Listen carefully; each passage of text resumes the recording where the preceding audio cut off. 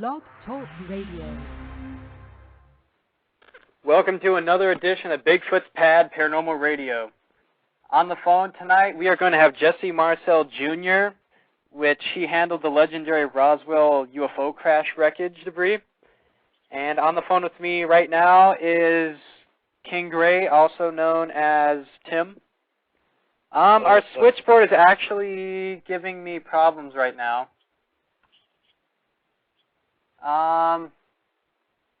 I'm working on it. So anyways, what are you doing, Tim? Not much. Just anticipating the show for a while now. It should be pretty good. Yeah. I am hoping that the switchboard here works. Yeah, it's been like messing up. Trying to start up our other computer and get it to work that way if I can. Yeah, let's hope. We always seem to go haywire when the shows are happening.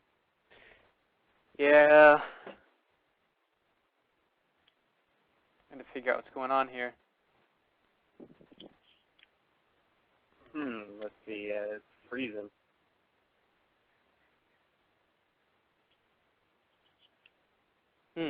Well, anyways, for those of you who are listening, sorry if we're a little quiet here. We're messing around trying to get this to work because our switchboard isn't working at the moment. It's giving us problems. Yeah, hopefully Jesse can come on. Yeah, that wouldn't be very good if he couldn't.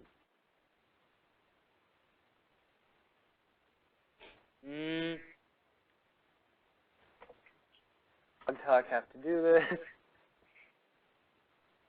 So, in other news, we're planning for our big trip still. Supposed to be taking that within the next couple months.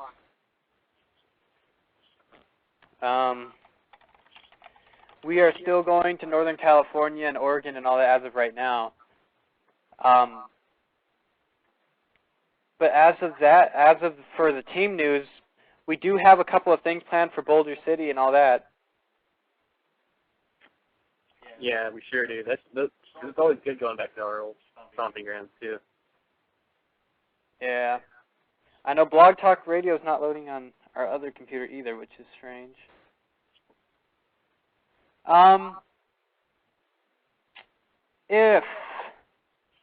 If this isn't working out right, we might have to reschedule. So I think it's a problem with Blog Talk Radio.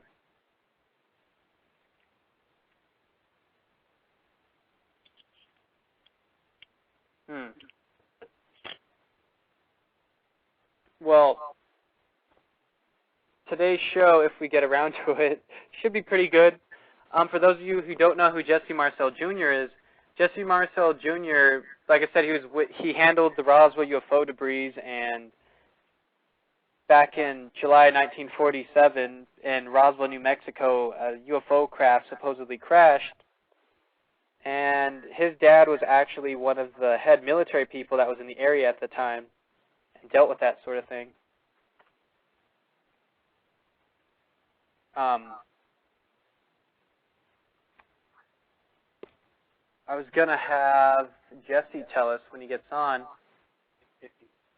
if the radio decides to work.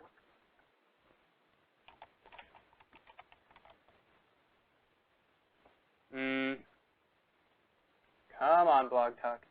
Here we go. All right, it's on. And we have Archangel on the line. Brent? Yeah. Yeah, sorry, our switchboard, the computer keeps turning like white, the screen, so it's hard to see what's going on. Oh, okay. But anyways, so how are you doing today? I'm doing pretty good. Still a little sick. Oh, just a little sick? Yeah. Blog Talk. Me and Brent have been really anticipating the show for a while now. Oh, yeah. Like months. Yeah. Well, you want to talk a little bit about what the team's been up to lately, Brent, or a little bit about the new stuff that we put on the website? Lately, our recent trip, we were at Boulder Dam. That was our latest trip, and that was pretty cool. We caught some pretty good evidence there. We had a special guest. Mothman was there. Nick decided to, and him and Jeremy started coaxing some ghosts and stuff. Yeah. That was interesting. We usually don't really taunt the ghosts like we did last time at Boulder Dam. The time right now is 4:05. We should be expecting Jesse any minute. Yeah. Thank God we got that switchboard working again. Oh, okay, because I thought he was on right now. Not yet. Yeah, not yet. We were just trying to get our switchboard to work. Oh, okay. But actually, because in our second most recent trip, we went to just UFO spotting and everything to see if there's anything weird in the sky, and that was a pretty interesting night over in. Oh, yeah. Yeah, we actually pretty much camped out at our location overnight and did a UFO overnight investigation. Didn't see a whole lot, but we froze our asses off. It was about a month ago. Yeah, I'm trying to see if Blog Talk decides. Yes, and we have Jesse on the line right now. Hello? Hello. Whoops, how are you doing today, Jesse? Oh, very well, thank you. How are you doing? I'm good. On the phone with me, this is Jeremy speaking to you right now, and I have my co-hosts and team members for my paranormal team I belong to. And you guys could introduce yourselves. Okay. Tim? Hi, I'm Tim. And I'm Marcel. Oh. Sorry, and and my name's Brent. Yeah. I don't know if you were listening earlier, but our switchboard was messing up. We didn't know if we missed you or not earlier. Well, I had the note to call it at 5 minutes after 5 Mountain. Yeah. You called in just in time, actually, which is pretty ironic. Okay. But yeah, for everybody that doesn't know who Jesse Marcel is, we'll have him introduce himself really quick and a little bit about his past backgrounds and things like that. And, yep, we'll start tonight's show. And if you could tell us a little about yourself, Jesse. Well, I was born in 1936, went to medical school, spent some time in the Navy where I became a specialist in ear, nose, and throat diseases. I then got into the Army National Guard and then went to flight school for helicopters at Fort Rucker as a flight surgeon. Then I was called back into the military in 2004 to spend some delightful time in the sandbox in Iraq. So I was there for about 13 months. So got home okay, though. Mm-hmm. So when you were in the military, I was reading a little bit in your book. It said that you were part of a helicopter battalion and in the Navy? Correct. That's correct, yeah. In the Army. You were in the Army? Well, yeah. When I got out of the Navy, I moved to Helena, Montana, and that's where the Army National Guard was. So I kept my career going by being a member of the Army National Guard, and then again I got called back into service for the Iraq War. Mm-hmm. So I ended up as in the Army. And I know that your dad was over in the Army back in the 40s. Could you talk a little bit about your dad's background so we get into that a little bit later? Okay, sure. He was the intelligence officer for the 509th Bomb Group, the composite bomb group, which was the group, of course, that ended World War II by dropping those two weapons on Japan, the atomic bombs. And he, like I say, the 509th was a very select group. They're all hand-picked individuals, and that's how he got into the Army Air Force at that time. Your dad also, he was the head intelligence for the Roswell UFO incident, wasn't he? Well, what happened, as the intelligence officer for the 509th Bomb Group, Colonel Blanchard, who was the base commander, had word that something crashed out there on the Foster Ranch, which is about 75 miles northwest of Roswell. Mm-hmm. So he dispatched my dad and a CIC agent out there to investigate what happened, make sure it wasn't a military crash or just whatever. And when he got out there, he realized, hey, this is not a military plane. this is something that he'd never seen before. And so consequently, not knowing what it was, he packaged up some of the debris and brought it back into Roswell. And on the way back into Roswell, he stopped by the house so that my mother and myself could see this, and it's something very unique. And he used words like a flying saucer crash to describe this.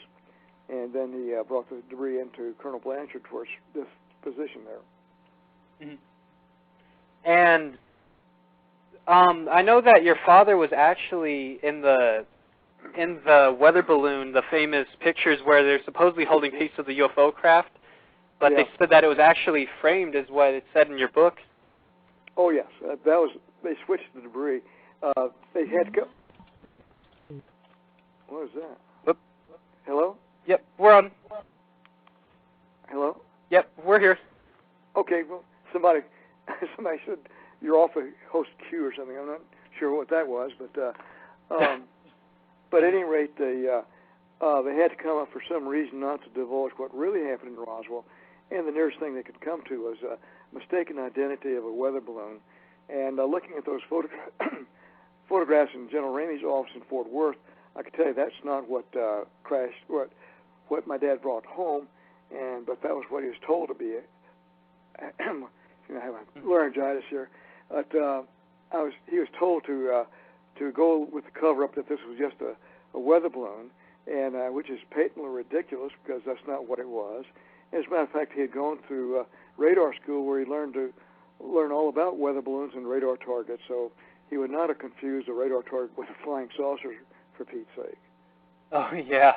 I know that you probably get asked this a lot, but from what you've seen from the crash debris that you've seen, would you say that definitely was not something of this planet?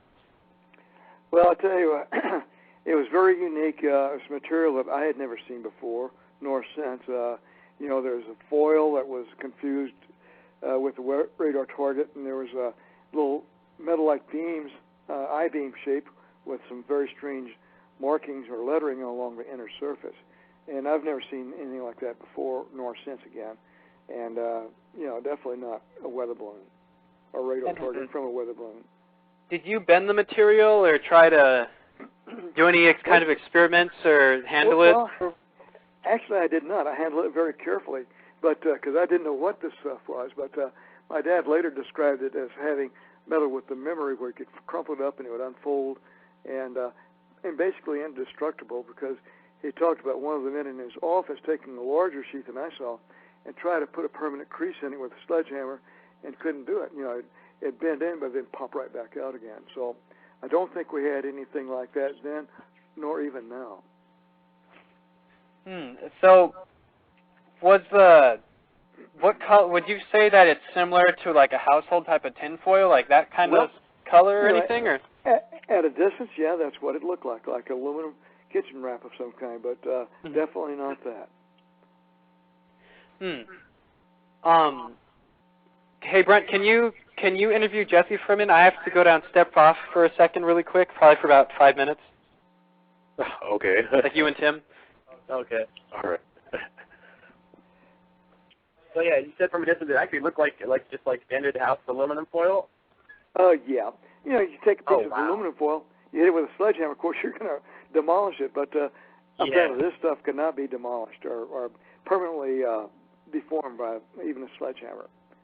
But again, I have to say that I did not see that component. I was not there when that was done, but my dad later related that incident on one of his interviews. That's really interesting. Yeah.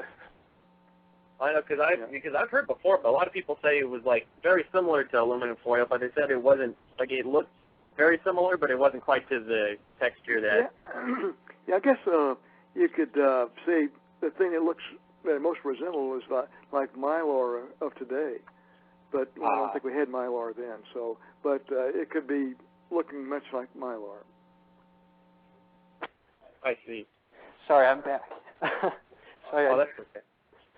But I know that I watched a show recently that had you on it. It was an older show, the Roswell UFO Dig Diaries, I think it was. Yes.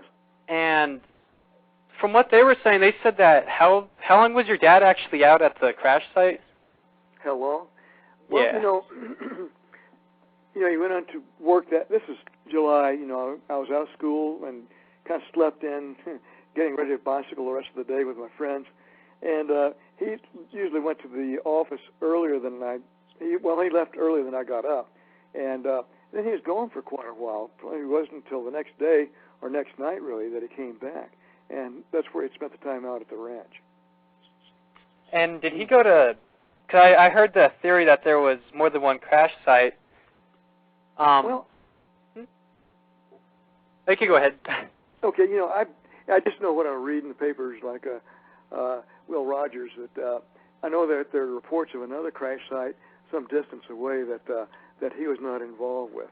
So from my understanding, there was the primary debris field that he was associated with, but then there might have been another site where more debris was found a distance away. That may be where the main body of the craft came down. And I will say that the material I saw looked like it was parts of the interior, like there was an in-flight explosion, blew the stuff out, and maybe crippling the craft, which came to Earth some distance away. And the foil, sorry to revert back to the foil again, but we're getting a lot of questions right now on our MySpace about it, but the foil that you handled, people were asking, have you ever handled anything that was similar to that, or anything? Could you say that there's any kind of technological advancements lately or since then that you've seen? Yeah, well, actually, Mylar, which I picked out as being the closest resemblance to the foil on Bill Burns' UFO program, but Mylar is the closest thing I could come to right now as resembling the debris out there. As a matter of fact, on Burns' program, he had put this different kinds of metal foil out on a table, and separately I went in to identify a piece, and a gentleman who was on the collection debris, one of the soldiers out there collecting the debris, and we picked out the same foil, the same materials, which was Mylar. So you guys all identified the same one? Yeah, that's right. Again, we went in separately, so I didn't know what he picked out. He did not know what I picked out, but we did pick out the same thing. That's pretty interesting. So, didn't you watch? I think you and me watched a show just like that, Brent. Yeah, I think it was on UFO or UFO Hunters. Yes, it was Bill Burns. Oh, okay. Yeah, I did see that. Well, I know that you probably get asked this a lot, but do you believe that there could have possibly have been alien bodies judging from the strange material that you held and the different stories and people that you've seen over the years that have been there? Well, I know there were reports of bodies found at the secondary site there, and my dad did say that he had heard of those bodies, but he did not see them himself. And the way the Air Force did this, they compartmentalized the information. The group that went out to get the primary debris was separated from the group that went out to collect the bodies or whatever was at the secondary crash site. But I just read about this. My dad did say that he heard there were, but he did not see them himself. And also, would your dad ever have strange people come to the house like Men in Black or these certain things like that? This is a question that's coming in. No, not that I know of. I don't know. That's just one that was coming in. Would you say that the government hides things from us, like more than just that one UFO crash? Do you believe that there could be other ones out there? Absolutely, no question about that. We do have to have secrecy for national security reasons. So the government cannot divulge everything that it knows about UFOs or even secret aircraft or weapon systems. I think at this point, though, they could sure release all the information about UFOs that they have, because I think most people are willing to accept the fact that, yes, they are there. Certainly other governments like the UK, Russia, French, Belgium have all released very, very incriminating information about UFOs. It's our government that's the holdup on this thing. Exactly. Yeah, I've heard that before too. I know that we had somebody that actually had another UFO crash that happened last year or 2 years ago over in the Death Valley area of Nevada and California, and they said that they actually seen some sort of metal that was similar to the Roswell UFO wreckage. Well, and probably so. Yeah, I was wondering. I know this is just like just kind of like just your opinion out there, but do you think that all UFOs are made out of the same materials, or would you say that they're different? Or well, who knows? I think they come from different planetary systems. Different civilizations. So, what one star explorer may use for their craft is maybe different from another civilization, but unless there's a common need for a certain material to create these things to be able to travel interstellar distances. Mm-hmm. But they may all be basically the same, obeying the laws of physics. Yeah. Exactly. Yeah, just like there's different reports of different shapes and sizes too. Yeah. Like a Ford is different from a Chevrolet, but they're basically an automobile. Yeah. Exactly. We have a question coming in right now. They were saying that,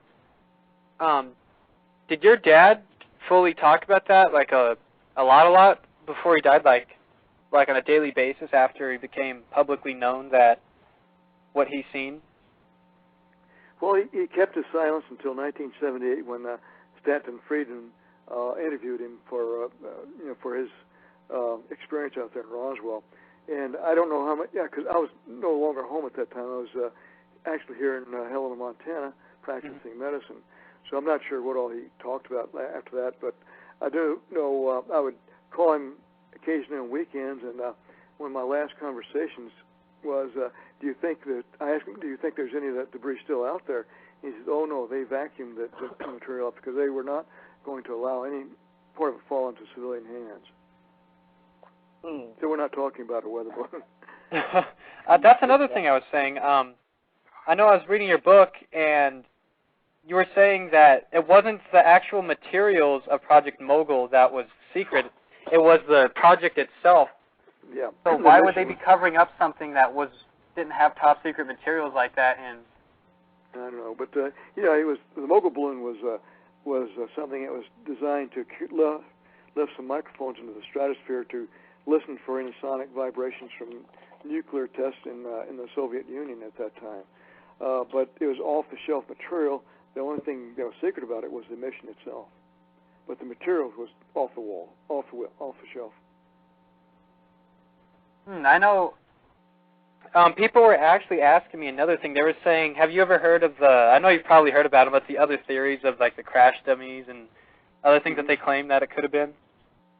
Yeah, well, those were android experiments, dropping dummies out of high-altitude balloons to see what effect it would have on the human body. But these tests did not come until years later. And these were anthropometric dummies, 6 feet tall, and obviously a humanoid in shape. This was different, obviously, from the bodies that were recovered at the secondary crash site. But people are, not going to confuse an android dummy with an alien being, no. I know that right now we're being asked, sorry, there's like a whole bunch of questions rolling in right now. People are actually asking me, the foil that you handled, so people were saying that they heard that in I'm trying to think of who the author was. I want to say the Roswell Chronicles, I think I want to call it. It's made by the same two people that were on the crash, the Dig Diaries I was telling you about. The same people, they were saying that they wrote a book and said something about your dad, said that he had some of the metal, that they don't know what he did with after he showed you, or if he brought it back or whatnot. Well, no, I can safely say he did not keep any of it. I think he just brought the entire sample to Colonel Blanchard. Because I think if he'd have kept some of it, he would have told me about that. But I don't think he kept any of it. And also, I certainly never saw it if he did. Is Colonel Blanchard still alive? He died a few years ago. He had a heart attack. He was being selected for the chairman of the Joint Chiefs of Staff, as a matter of fact, when he had a heart attack. Do you know around how many of the witnesses are still alive, or key witnesses such as Blanchard or your dad, or people of that nature? Well, I don't think there are too many of us left who are around to talk about this. I know the gentleman that picked out the same metal foil that I did recently died. So goodness knows, I'm not sure who really is left to talk about this. I know I was watching a show and reading a couple of books, and they said you were probably the last reliable one that actually goes out and talks about it. Yeah, I might be. Hate to say that, but looks like I'm the last of the Mohicans here. Oh. I know people are getting old. You figure it was about 60 years ago, and if you were in your 20s back then, you'd be 80 now. That's yeah. Well, I was 11 time. years old. I was 11 years old at the time, so I'm now 72. So. Mm-hmm. I know. Do you think that you coming out and talking about what your dad told you and the material that you've held helped researchers try to piece together the puzzle or help them figure out anything extraordinary? Well, I think my description of the debris helped them to look into other people who saw this, and but I think my story, as it turns out, probably helped them. But I will say I'm just an observer. I didn't do any research on this. I'll leave that up to people like Stanton, pardon me, Friedman. Well, I have laryngitis. I can't believe this. But it helps researchers like Stanton. And have you heard from Stanton lately at all? Just curious. Like, have you talked to any other researchers lately? Oh, Stanton and I keep close touch. He is a very close friend of the family, and since both my parents are now deceased, we stay in touch with each other because I respect his abilities to ferret out stories and do research. Oh, exactly. Me too. He's always been one of my favorite UFO researchers. Yeah, well, I think he does a very good job of this. Kevin Randall does too. Yeah, Brent, did you have any questions? Not personally. I don't have any questions. It's just an honor to talk, get a chance to listen and talk to you. Yeah. Oh, I know. Thank you so much for being on our radio show. Oh yeah, we have a question right now coming in. We have an individual from Massachusetts. They're saying that have you been on any TV appearances lately or anything like that coming up? The last one I think was on UFO Hunters with Bill Burns. Where we compared the different metal pieces. I know I did an extensive interview with a film group from Germany a couple of weeks ago, but I don't think that's been on air yet.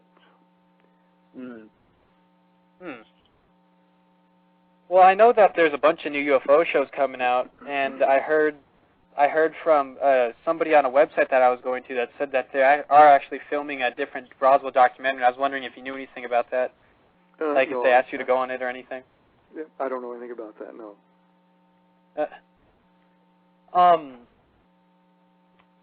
Anyway, sorry to revert back to what you see me. I just think this is interesting. I was reading your book, and it said that on the I-beams that they had symbols on it. Was it the I-beams, or was it all the wreckage altogether that had these symbols on it? No, it's just on the beams itself. And, the I-beams weren't very big. I mean, they're about 3/8 of an inch cross-sectional area, and the one I saw was about 12 to 18 inches long. And on the inner surface, there was like geometric symbols of various shapes and types imprinted along the edge inside of this thing. And the color was very striking. They were kind of purple-violet hue and semi-reflective of light if you held it up to the light. So could you see it without holding up to the light, or was it just depending on the angle you held it? Or? Well, what I did, I held it up to the light to get a better look at it. But you could see it without holding it up to the light. But it did seem to be kind of reflective of the light, because the kitchen light was above my left shoulder, and I just held it up to the light to see it.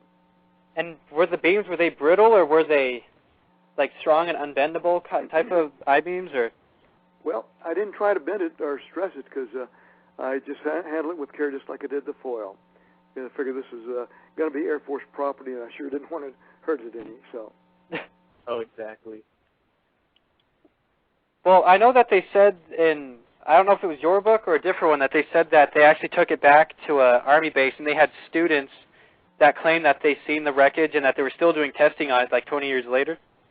Oh, is that right? Well, it was, dang, I'm trying to think of who the authors were. Uh-huh. I know there's two guys. They said that they interviewed you for their book. Oh, is that right? Yeah, it was. Well, perhaps so. I had a lot of interviews on this thing. But the material that you held also, is there any way you'd be able to see, like, if the pieces were connected? Like, say there was 3 pieces, like what I was saying, would there be any way you'd be able to tell, like, this piece was connected to this piece, or? Well, one of the things that we did, when I saw the debris on the floor, my dad first asked us to look at, my mother and myself, see if there was any electronic components like vacuum tubes, resistors, or condensers, or wires, but there wasn't anything like that. Then they thought, why don't you try to put some of the pieces together like a jigsaw puzzle, but there's just too much of it. Couldn't get any pattern out of it.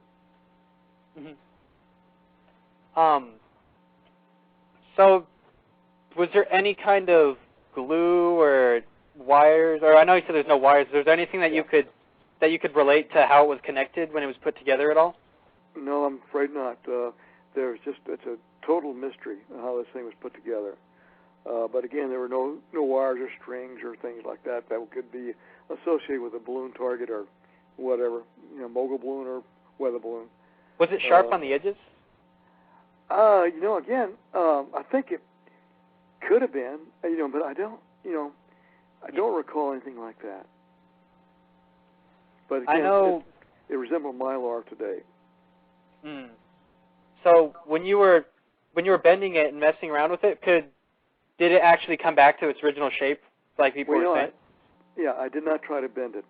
I just looked at it gently and just marveled over how light it was. I didn't try to see how strong it was as far as like bending or things like that or tearing.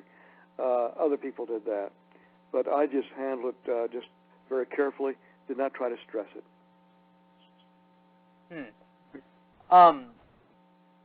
So the material, you said that you've heard stories of people trying to burn it and things like that.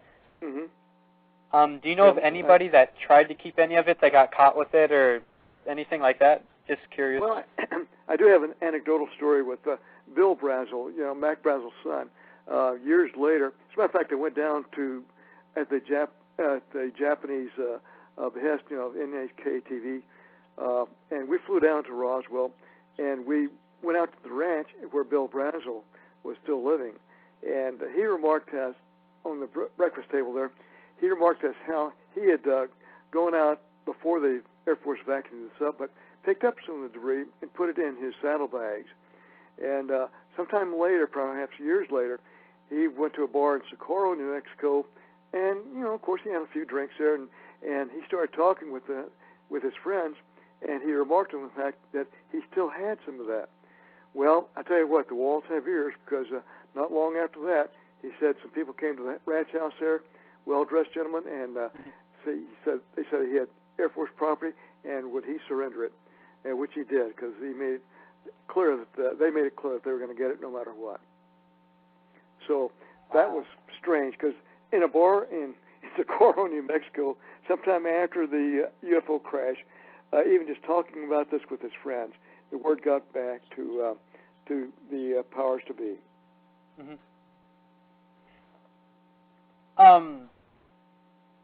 Right now we're getting a bunch of questions. Sorry, I keep saying that. I know. People are asking, was your father's life affected at all after he told the story of the Roswell crash and anything like that? From 1978, no, I don't think so.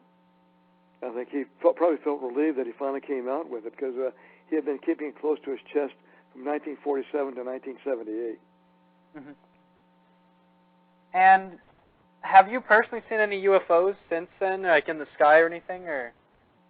Well, I have to say that I have over 3,500 hours in a helicopter's cockpit, and I've never seen anything that I really could not identify. But I guess the closest thing happened in Iraq, of all places. We were flying back late at night from Kirkuk into Balad, where I was stationed, and all the helicopters and aircraft at that time had infrared light, so there was no visible light that you could see with your eyes. And I looked out, and over the desert, I saw a white light kind of skimming along, heading up towards Turkey. And I had, what the heck is this? It should not be an aircraft because they certainly wouldn't have a visible light because it gets shot down if they did that. So I don't know what that was. It was just a light in the sky, and whatever that means, but it was a light that was not supposed to be there. That's very interesting. Yeah. Another thing that somebody has asked us, they were asking, have you heard any stories while you were in the military at all about people trying to recover crafts of this sort or chasing after them, like in jets and things like that, like you hear on TV at all? Not personally. I just read about those. I just know what I read about. But no one has ever divulged their adventures, in the military aircraft. Man. Mm-hmm. And also, has you talking, ever since you started talking about the Roswell debris that you've seen, has your life changed majorly because of that? Well, not really. From 1947 onward, I realized that we're not the only civilizations in the universe. The universe is an awfully big place, including our galaxy, with 400 billion stars. So I realized then that there's some smarter people than we are out there, and they come visit us from time to time, I think, just to check on this rather primitive civilization, see how we're doing. But that's the only thing. It made me very interested in astronomy and cosmology at this time. Right now, somebody they brought up a question actually from an interview with a guy named Horn that it says that you interviewed, and they did bring up a good situation or a good question. They said your dad, since he was in charge of you said the intelligence, right? Was he the one that was in charge of the newspapers that were coming out, like such as which was censoring them and things like that? Well, actually, Colonel Blanchard was the one who ordered Walter Haut, who is the public information officer at the base, to release a story to the Roswell Daily Record that the Air Force had captured a flying saucer, and that was a pretty sensational headline at that time. But after that was done, he was given orders by General Ramey to hush this story up, kill it, and that's what he did. So the next day, I guess, Haut brought out an article in the paper that was just a mistaken identity with the weather balloon target of all things. So they emptied the story real fast because they did not want to get more sensationalism than it really deserved. What do you think would have happened personally if they released that original story and stuck with it? Well, I think it would confirm a lot of people's suspicions that there are other civilizations out there, and I don't think they represent a harm to us. I don't think they're malevolent, because if we had something they wanted, we wouldn't be here now. And it's too bad that occasionally UFOs, military aircraft to try to shoot these UFOs down, which is about like poking a sleeping bear with a stick. I think we ought to not do that. Mm-hmm. But I agree. Sorry, go ahead, Tim. Oh, no, listen, yeah, I totally agree with that. Well, do you think that the military covering up stories such as Roswell or Rendlesham Forest and all that, do you think that by the government covering that up, that they're making it worse for the public for if they did want to ever release these files and things like that? Well, I think it leads to a little bit of distrust with the government, unfortunately. Our government is here to serve us, not the other way around. And I think, in something as important as this, I think the government should go ahead and release the whole file as they know it. Because, even the Vatican has recently released a statement saying that you can maintain your Christian beliefs and still believe in extraterrestrial life, which I already knew. Mm-hmm. So the Vatican is more open than our government. And what I was thinking was, because it seemed like, although people were shocked when they originally released the Roswell story, the original one with the UFO, now that they took it back, do you think that if they did go to release a story like that I think, like you were saying, that it would cause distrust in the government? But, well, what were you saying? It's almost like the government's trying to CYA, with this thing. They're afraid to release it now because of maybe a variety of causes. Maybe there's some legitimate reason to keep this a secret, which is kind of scary. But I think that from what I know, I would think that it would be certainly logical for the government to say, yes, if they're there, they don't mean any harm to us, and maybe sooner or later they'll become our galactic friends, so to speak. But right now, I think we're just too primitive and too warlike for them to come contact us, because we tend to shoot first and ask questions later. Well, just your personal opinion, do you think that they're just here to observe us? Yes, that's my personal opinion. I think they're scientists. I think they are curious about what's going on with this particular planet, just like we're curious about planets in our own solar system. We send probes out to those and glean information. But I think they're, again, just a group of scientists, like E.T. maybe, who knows. But I think they're just curious in our civilization. And another question that was just asked was, what happened to your father's role in the Roswell incident after he got on the B-29 and brought the debris to right field? What happened? Yeah, they're asking, did... Actually what he did, he brought the material to Fort Worth for General Ramey's inspection.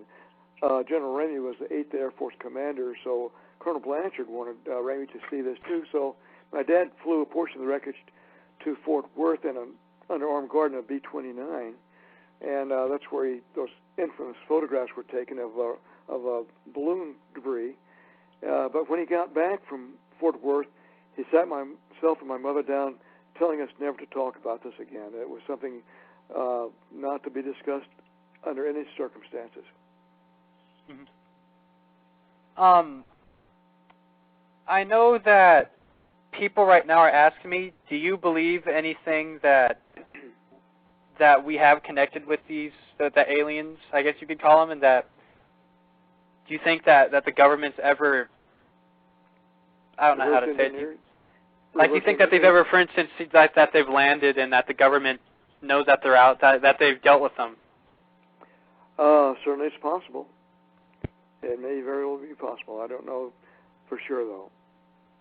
And also, I know I should have brought this up earlier, but could you talk a little about your new book for the people that don't know about it or people that are interested?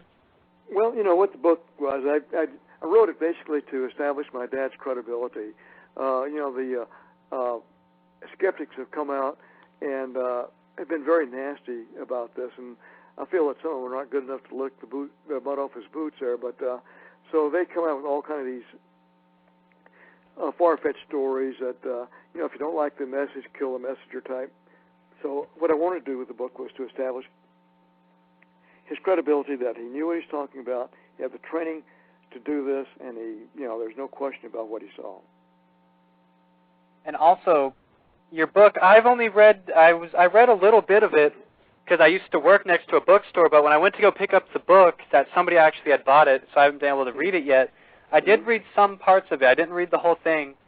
But is there anything, I would say, would you say that your book is different from all the rest on the topic? Well, I guess I'm kind of a first-hand witness to the event.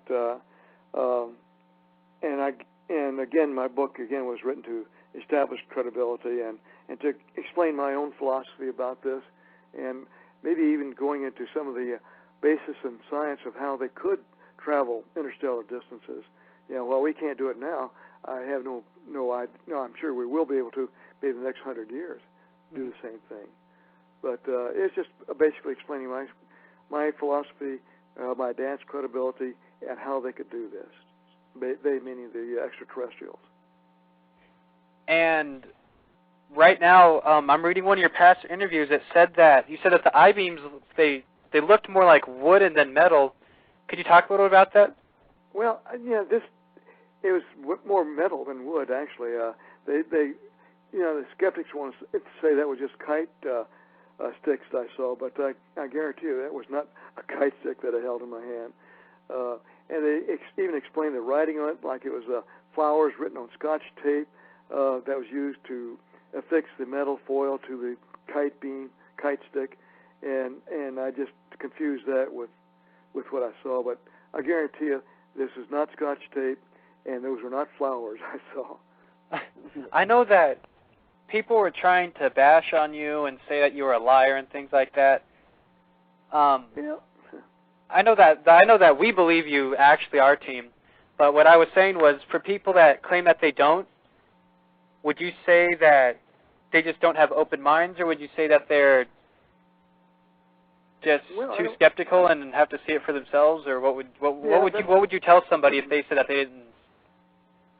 Well, skepticism is good. I think it keeps people honest, healthy skepticism. But you have people who are so closed-minded about this for whatever personal reasons they have. That's okay. They can believe what they want to. It doesn't bother me a bit because I already know what it was. And this is just a personal question for me. Do you usually run into more believers or non-believers? I think more believers.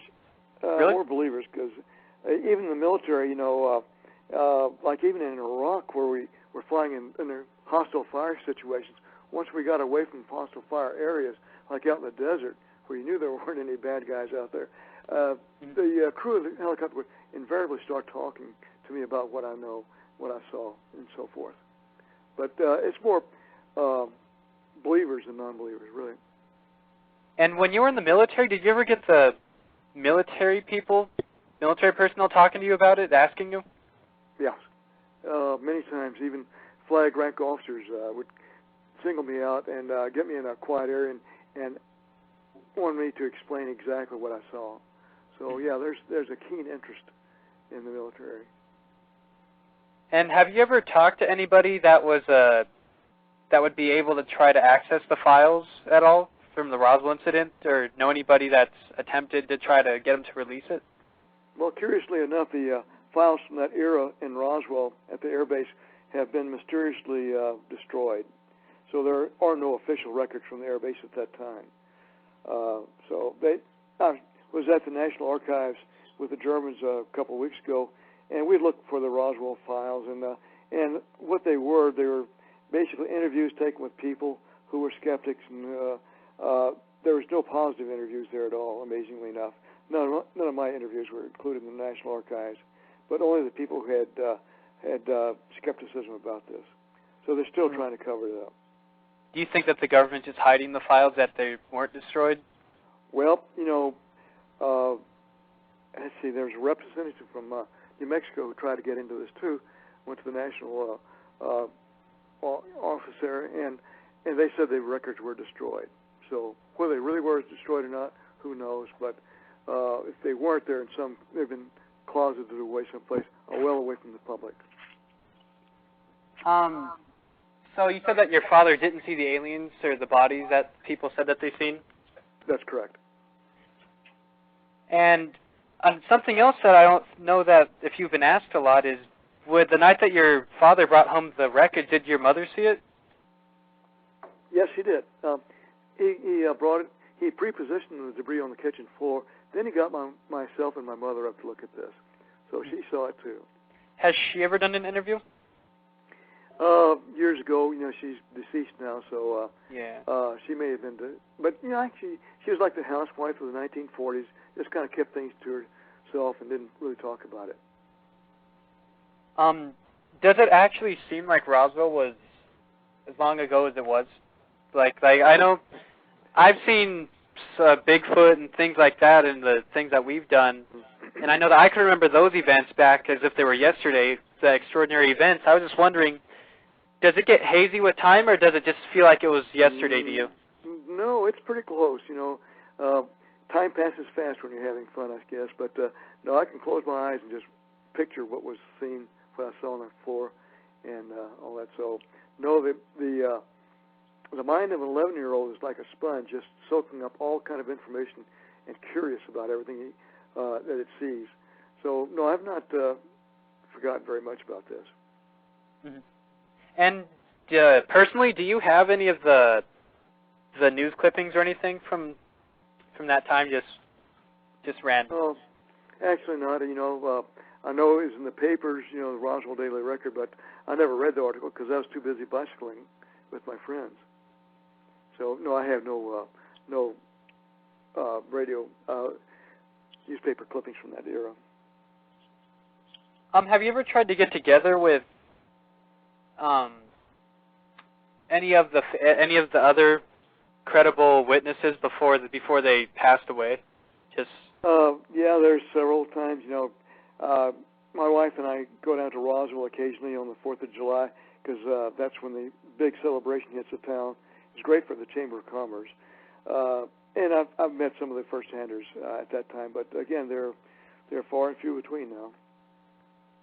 I know that there was a man. I'm trying to think of his name. I know he's deceased now, but I think he was on the show that you were talking about, where you said that you handled the debris. Yes. And picked it out. Yes. Do you recall that guy's name, Tim? I want to say Tom something. Oh, I'm having a mental blank here. I'm just trying to think what his name was too. But yeah, it was an older man. He had like glasses on. Yeah.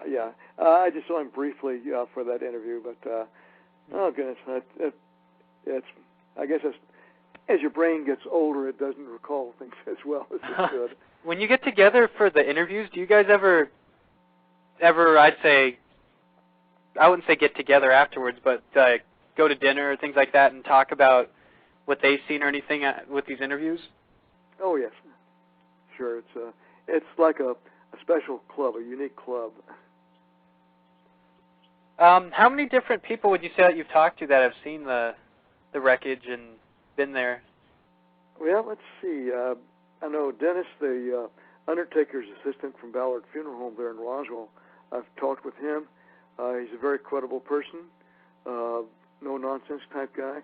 Bill Brazel, the rancher's son, another no-nonsense type guy. And there's several others I've seen. Mm-hmm. Walter House, the PIO officer, I've met with him. I think he's deceased now. I know it was saying something about like 80 or 90% of all the witnesses are that are deceased now. Mm-hmm. Yeah. Do you wish that you've seen the bodies? Is a question that just came in. Did I? Like, no. Do you wish that you did see them? No, I did not. No. I mean, like, if you could, like, do you wish that you could have seen them? Well, I wish I could have, but again, I was not in on the loop to see anything like that. Other people were, though. And I know I keep bouncing around with the questions, but what do you think happened to the materials that you've seen after your dad brought it back to the base? Well, reportedly it was flown to Wright-Patterson Air Force Base in a C-54. But again, that's just what I've read. But there would be a logical place for it to be sent. And do you think that the crash wreckage could still be there, or that it's helped? Oh, absolutely. Yeah, absolutely, it's still there. They're not going to throw that in the nearest dumpster. Not how many, but do you think that the wreckage from Roswell actually helped influence these government UFOs that people say that they make nowadays? And well, reverse engineering the wreckage. I know there's a lot of stories about reverse engineering it, getting technological information from the wreckage, but I think that you have to have a certain amount of technology yourself in order to even reverse engineer something like this. Like I like to say, it's like giving a digital wristwatch to Da Vinci or Galileo and have them reproduce it, but certainly could not do that. Somebody's asking me right now, so do you believe that there's government UFOs or reverse engineering? Well, I know I think there are. I think that we might have had something like that, but again, it's just a theory of mine. I have no first-hand information on that. Mm-hmm. And I know you said that you believe in extraterrestrial life. Do you think that it's any time soon that they'll try to come in contact with us? Well, I think if we can behave ourselves, maybe so. Maybe first contact has already been made, but I don't know that. But again, I think if I was them, they have more to fear from us than we from them. So I think they might be kind of holding back on making absolute first contact, take me to your leader type thing. Yeah. So I think they'd be very cautious about that. Another thing that's been coming in a lot is, do you do you have any plans for any new books up in the future? Actually, not. You know, my objective was to establish credibility for my father, and I had no plans for writing anymore because, you know, the book contains everything I know about this, and I just couldn't, you know, rewrite the same thing. So yeah, what you see is what you get. And I don't know if you've seen the movie Roswell. Yes, I did. But do you think that the events were accurate in the movie? Well, yeah, I think they were. You know, Paul Davids was the producer for this, and so I went out to Los Angeles so I could see this, and I could say that the differences were in the movie. It showed me keeping some of it. I did not. It showed the wreckage on a table rather than a floor, and it also depicted my dad going to a reunion with the 509th, but that did not happen. So it was just a poetic license. So, do you think that if you're a religious man, do you think that this happened for a reason? Well, I am. You know that from 1947, it did increase my faith in God because He certainly created more than us. Because if the universe is empty, there's an awful lot of wasted space out there. So I think if we deny God the abilities to create other civilizations, we just can't deny Him. So I think that it actually increased my belief in God. And as a matter of fact, like I said, the Vatican has come out with a statement saying it's okay, you can reconcile Christianity with the extraterrestrial life. So they may know more than we do. Mm-hmm. The Vatican. And do you think that sorry, I just went blank here. Do you think that the Roswell incident changed everybody's lives in the area that have seen it? Like, do you think that people use their coverage or their story for the wrong reasons, like just to make money or things like that? Well, I don't know about that, but I don't. As far as changing people's life in Roswell, I don't think it did because the story was killed the next day. Mm-hmm. I know it changed my life into being interested in astronomy and cosmology. It increased my faith in God. But as far as I know, that's the only thing I can talk about. It's what effect it had on me. And right now I'm getting questions about tourism in Roswell randomly. People were saying, how soon ahead of time would you pick to book a room for Roswell if you wanted to go to the festival that they have every year? I tell you, it's going to be a pretty popular event. Like I said, it was really great for the Chamber of Commerce. And, I guess it's okay to have a festival. It takes away from the real meaning of the event. But as far as booking the room, I don't know how far in advance you'd have to do that. But I know it was well attended. Yeah, we always get random questions. And do you know when the festival is usually, like around what time? It's usually around the 4th of July. 4th of July? Yeah. Yeah, we wanted to plan on going in there one year. Do you think that having that festival is kind of angering to you, is what somebody's asking me, because of, like you were saying, that they're having it for the wrong reasons? Oh, yeah. Like I said, it's great for the town. It's made a lot of money for Roswell and the motels around there, but it does kind of take away from the real meaning of what actually happened there. And that would be my only objection to that. But if people want to have fun with this, great. That's fine with me. And I know that there's a couple of ranchers in the area that claim that they have the land that the UFO crashed on, like one of the crash sites. Has your dad ever